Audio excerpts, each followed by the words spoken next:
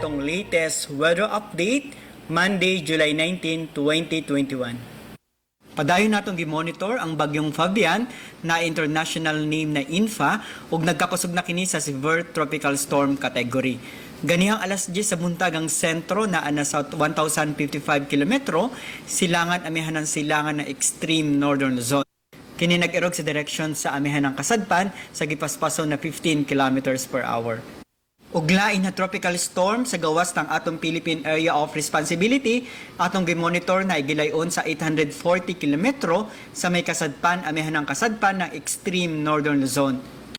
Kining duha ka bagyo ang nagpakusog sa southwest monsoon or habagat na maghatag ng monsoon rains ilabi na sa Ilocos Region, Zambales, Bataan, Occidental Mindoro ug sa Palawan.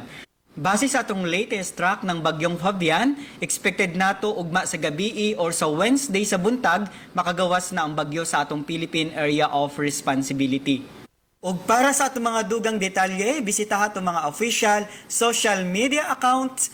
Kini si Jomar Clarino gikan diri sa Mactan, Pag-asa Visayas, DOST, Mayong Adlaw.